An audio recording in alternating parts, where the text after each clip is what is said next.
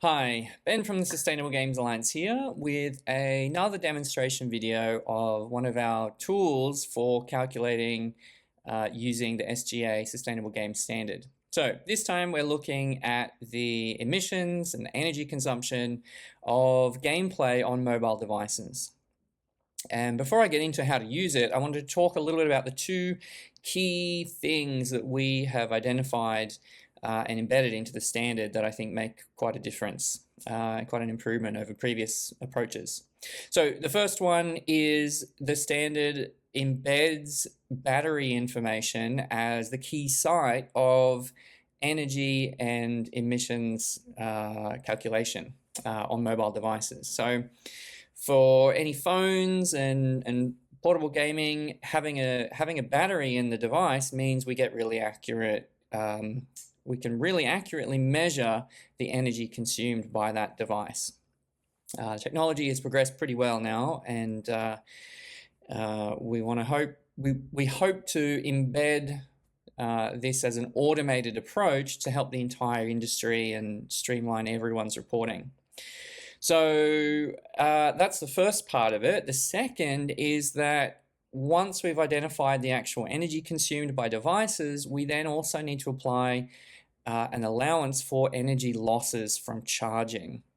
So the actual energy that's used on your phone, that's not really generating emissions at the time of use.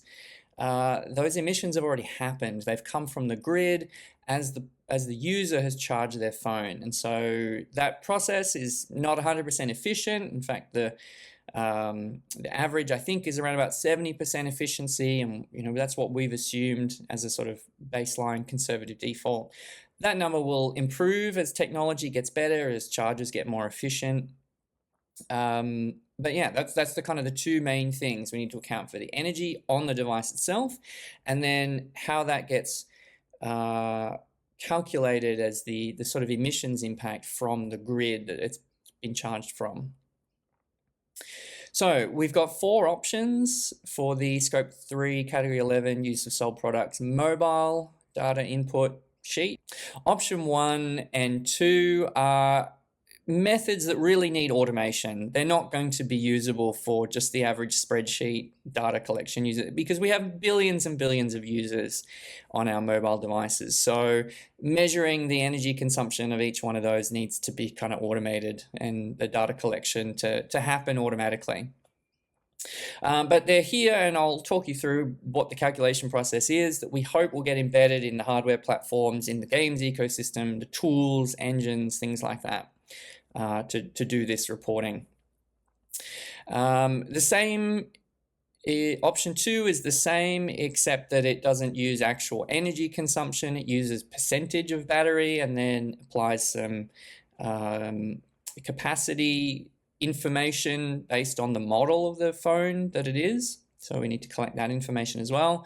And then options 3 and 4 are available for those who only maybe have limited data, for instance, how long your players have played for, where they are in the world, and maybe that's it. And then for even lower data situations than that, we have option 4, where you can use estimates of playtime and combine those with the sales numbers or the data provided by, say, subscription-based game services if you don't have actual sales numbers. So let's start with the first one. Option 1, here we've got example data for each of them. Here we've just got a few games with a total amount of power consumed on each device in each country. So here we've got Finland. Finland, the spreadsheet has pulled out the emissions factor for the most recent year. Well, this is the period that we're reporting on, and a charger efficiency percentage that we've baked in.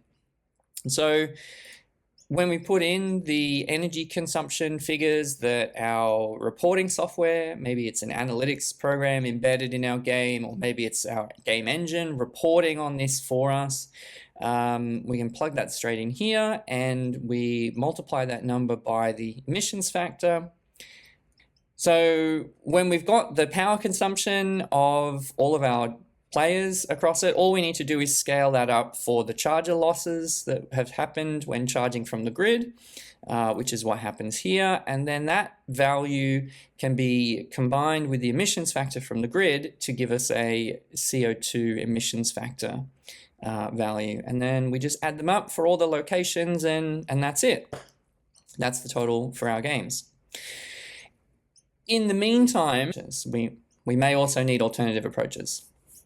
So here, if we don't have the exact power number, but if we can take battery percentage readings, we can, for instance, say, okay, in Poland, all of the users of our game, or the players of our game that had a Google Pixel 8 Pro consumed a total battery percentage of, let's say, 500,000.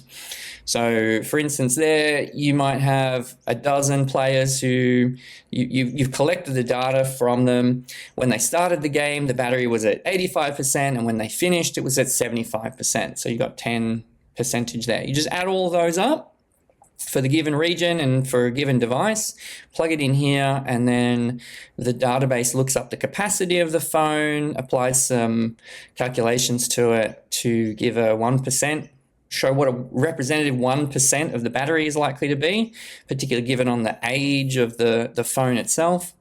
And then we do the same charger efficiency adjustment, which gives us a power consumed figure, including charger losses from the grid, which we can then apply the emissions factor to and get CO2 emissions data from.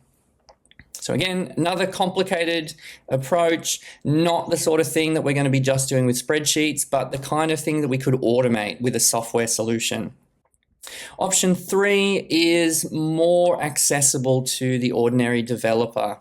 So if you are at a game studio making mobile games and you have the analytics of all your players, you know exactly how long they play for and in what country they're located in, you can use option 3. So here I've just got some example data. So in this case, we've got players in Poland. There's our emissions factor brought up by the spreadsheet. And then the total player hours in Poland for this particular reporting period in our game. So in this case, we've got 189,000 hours of play in Poland. And what we do here in option 3 is we apply a high and low estimate for the amount of power that the phones will be consuming over that period of time. So we've got our player hours, and we apply a device average power at the high end and the low end, and we're being a little bit conservative here. Maybe there will be some games that will use less power than either of those two values, but this is a reasonable estimate, we think, for the average game. And that's so that we overestimate rather than underestimate as well.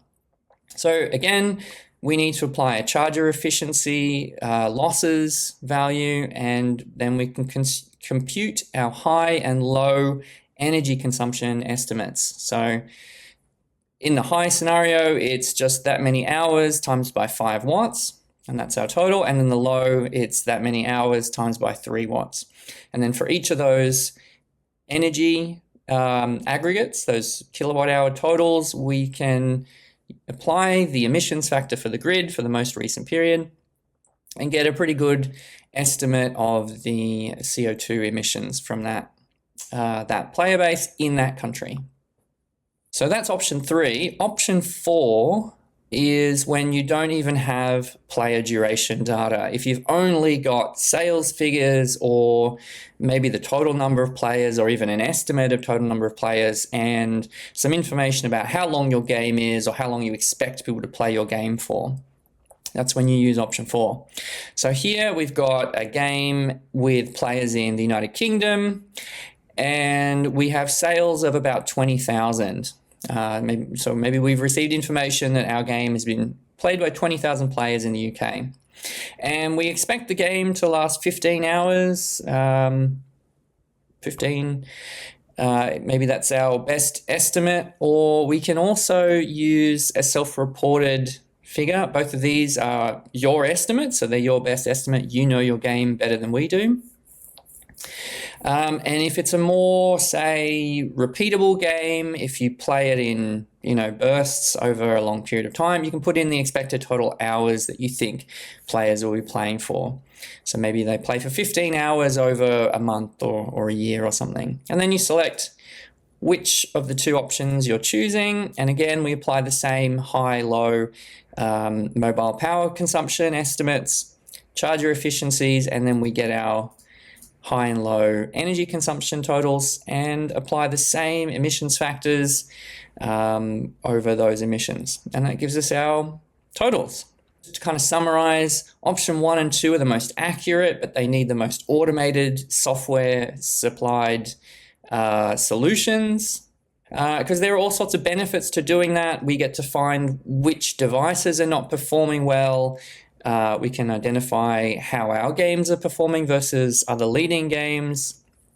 And it will just sort of incentivize energy efficiency, help us to track down where we're wasting power, which ultimately we don't want to do on our games. Mobile phone batteries are precious. They, our players expect us to be really careful with the battery. It's a really bad experience if we drain it. So that's the first two options, and then options 3 and 4 are more accessible to use today. If you just have a little bit of data about who is playing your game, for how long, and where in the world those players are. So please let us know how you go using the spreadsheet and give us your feedback. We'd love to hear how you find it, where your pain points are, what's working well, things like that. And together we can reduce this impact of really one of the biggest parts of the games industry.